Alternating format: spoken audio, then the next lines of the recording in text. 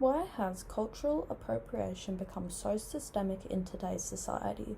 Is cultural appreciation still possible? Cancel culture is seen all over social media in today's times. Urban Dictionary says cancel culture is a modern internet phenomenon where a person is ejected from influence or fame by questionable actions. A very famous example of cancel culture is J.K. Rowling, who voiced her transphobic views on Twitter, which then led quite a few people to then cancel her. The idea of cancelling someone started on Twitter by African Americans. Twitter is known to be a place where people voice their views. One example of this is BLM. BLM is a hashtag that started on Twitter. It stands for Black Lives Matter. The BLM movement is about protecting African Americans and is internationally recognized for also fighting racism and anti-black violence such as police brutality. Many singers have been cancelled due to culturally appropriating in their music videos and also cancelled for using other cultures' songs in their music.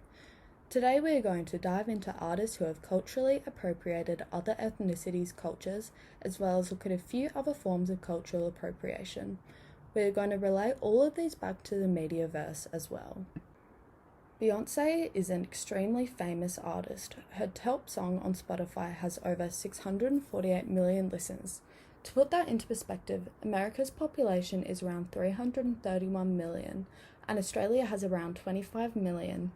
If every Australian would have to listen to Crazy in Love, they'd have to listen 26 times to reach the listens of the song.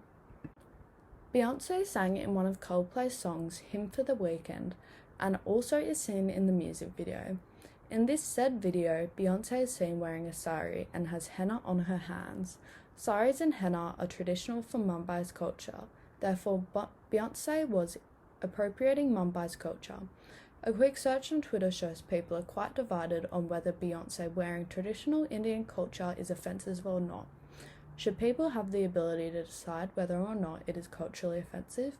And should the people deciding this be from said culture?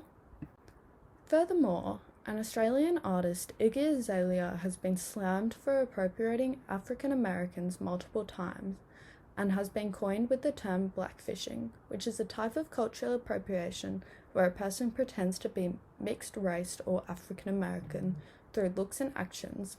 Azalea has created an accent to make her sound more African American. Sometimes this is called having a black scent. The biggest issue of Amelia is that she takes African Americans' culture and hasn't had to experience what it is like to live in America as an African American.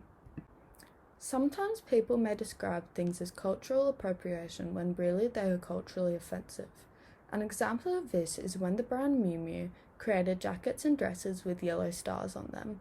These stars looked almost identical to the ones Jewish people in Germany had to wear during the Holocaust.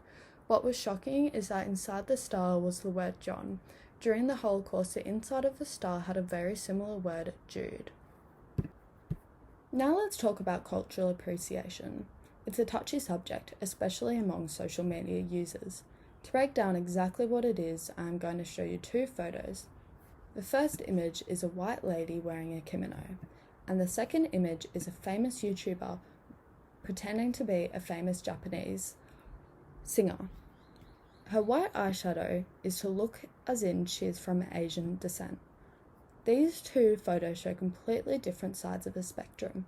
It is up to you to decide which one or if both are cultural appreciation. Some may say the first photo shows appreciation while the second photo shows appropriation.